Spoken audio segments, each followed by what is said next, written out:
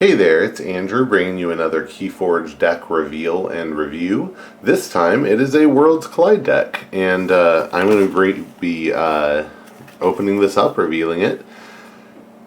I still haven't gone through the full list of cards in Worlds Collide yet, so I have a full list, but I have not yet taken the time to read through it. So I may hit things here that I don't recognize. I hope to, and we can theory craft a little bit as we go. But of course, just take it all with a grain of salt because I really don't know what I'm talking about yet. This is very, very exciting. And let's see what houses we got. We got Untamed, Star Alliance, and Logos. That seems pretty cool, and this will be my first Star Alliance deck to open, so that is extra fun. Let's get this thing open.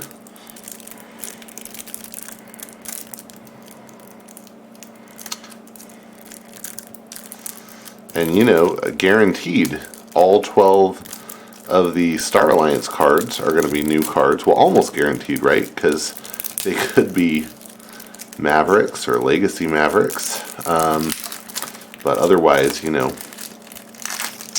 nearly guaranteed those 12 will be new.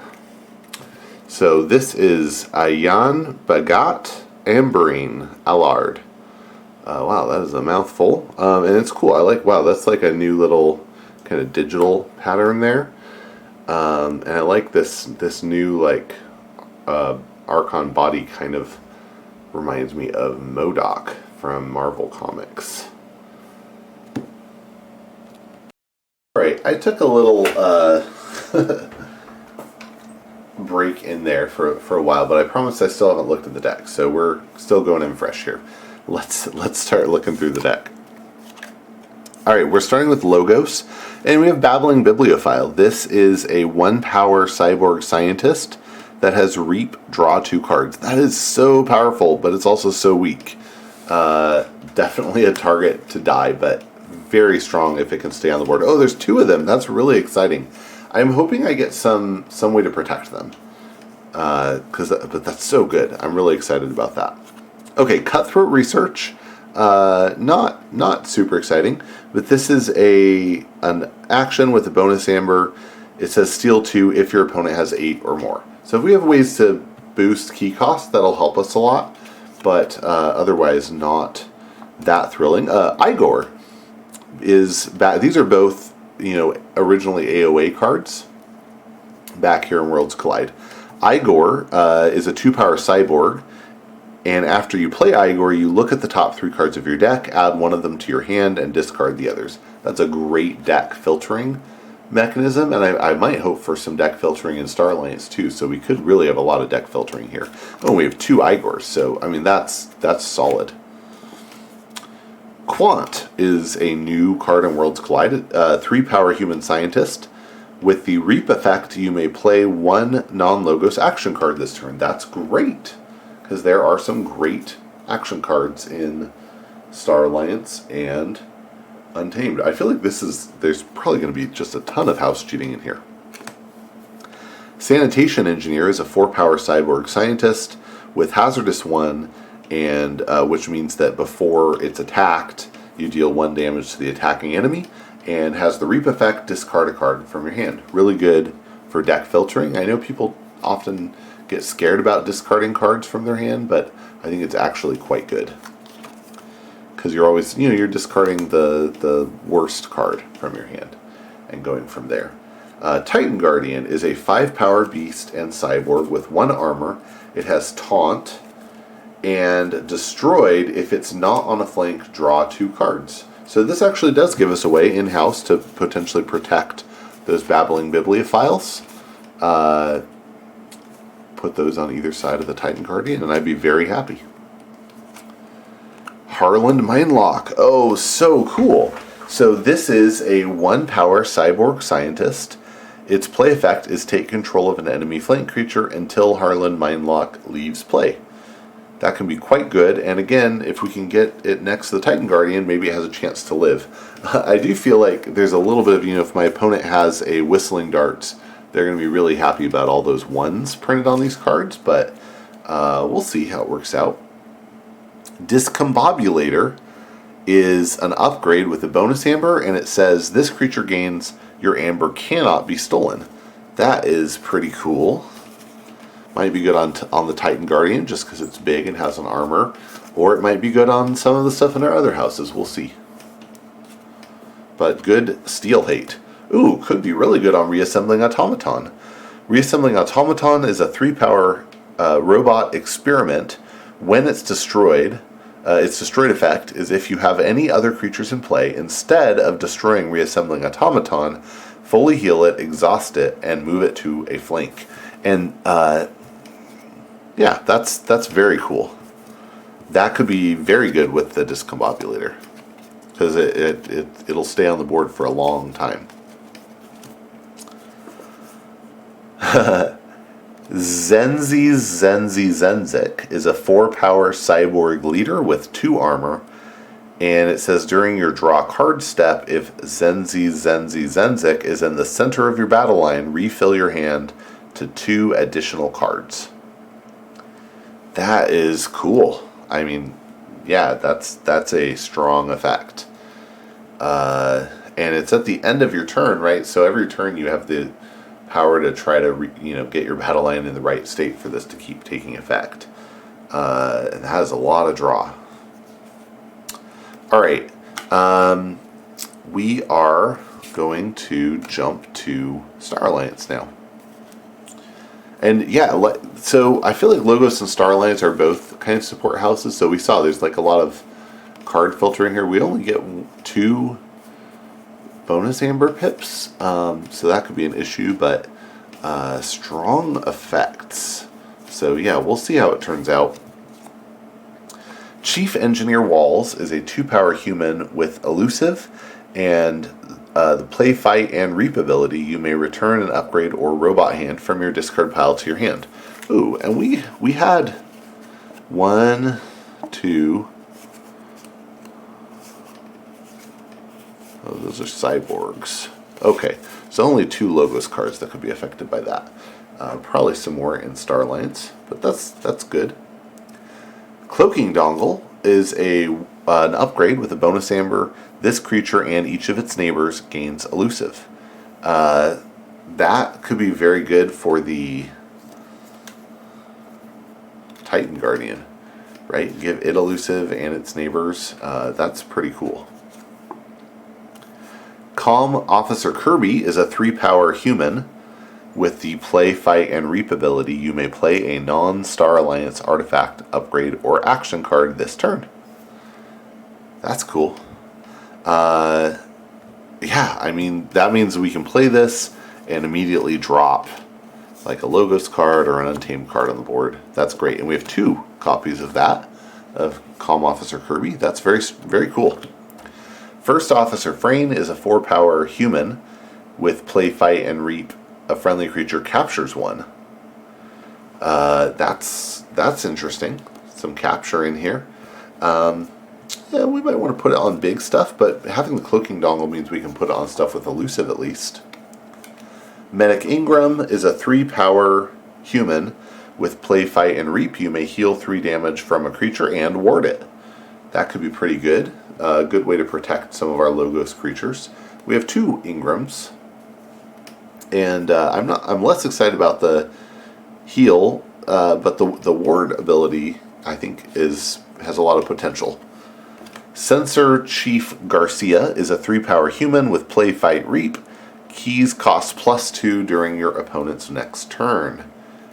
Yeah, that has a lot of potential as well. And we have Stealth Mode. This is an action with a bonus amber, and it says your opponent cannot play action cards during their next turn. That could go very well with the Quant, right? Because you can play it on the Logos turn. Quintrino Flux is an action that says play, choose a friendly creature and an enemy creature, destroy the chosen creatures and each creature with the same power as either of the chosen creatures. So if you choose a 1 power creature and a 5 power creature, then all creatures with power 1 and 5 will die. Very similar to standardized testing in Logos in Age of Ascension, except that card just picks the lowest and highest power. You don't get to choose. Science Officer Morpheus is a 2-power shapeshifter and scientist with an armor. And after you play a creature with a play effect, trigger its play effect an additional time. Okay, what creatures do we have that have play effects? Oh, wow. All of them. All of them in Star Alliance. Literally every other creature in Star Alliance has a play effect. Harlan Mindlock with Science Officer Morpheus sounds pretty cool because you get to take control of 2 enemy flank creatures. That seems good. Triggering Igor twice is amazing. Wow. Okay. That's very exciting. And we got Ingram's Blaster. So this goes with Medic Ingram, whose play fight reap abilities you may heal 3 damage from a creature and ward it.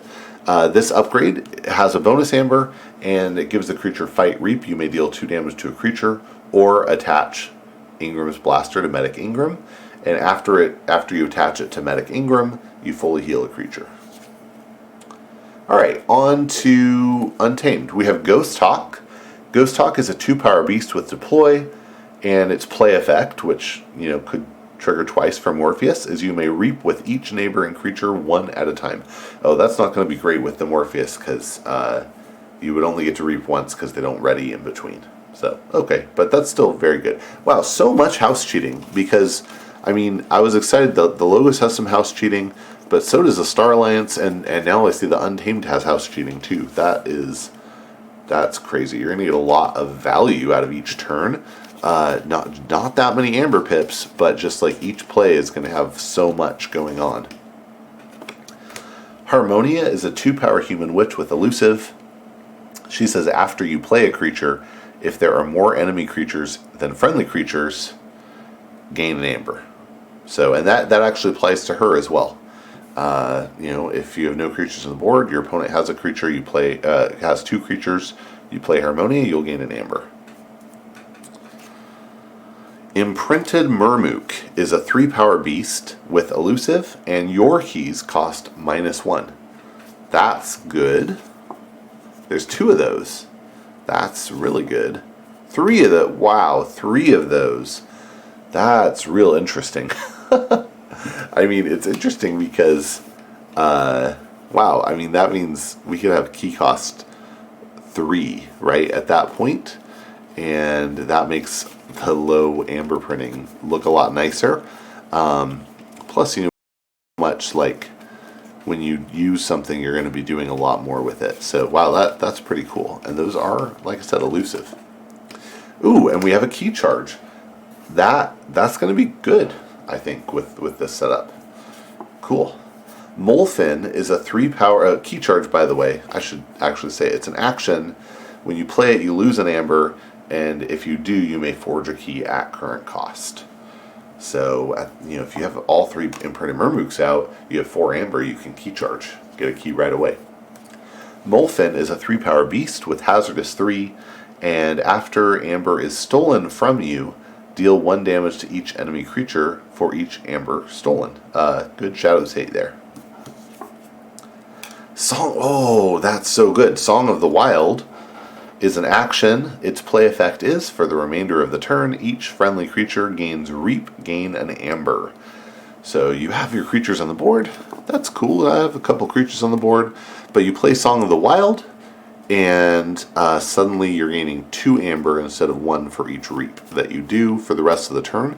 That's extra good with Ghost Hawk, because Ghost Hawk has you reap. And man, and I'm just realizing, you play Song of the Wild, and then Ghost Hawk, and the Ghost Hawk is next to like a couple of these Star Alliance creatures where you're getting to do things like getting to play some other house's card, or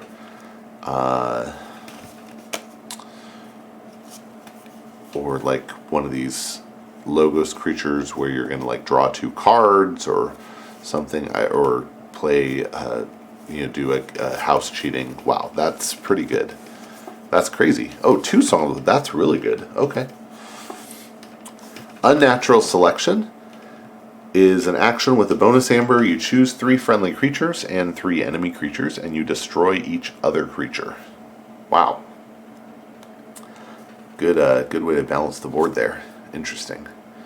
Gebuk. I have not seen this one yet. Gebuk is a 5 power beast, and it has the destroyed effect. Discard the top card of your deck.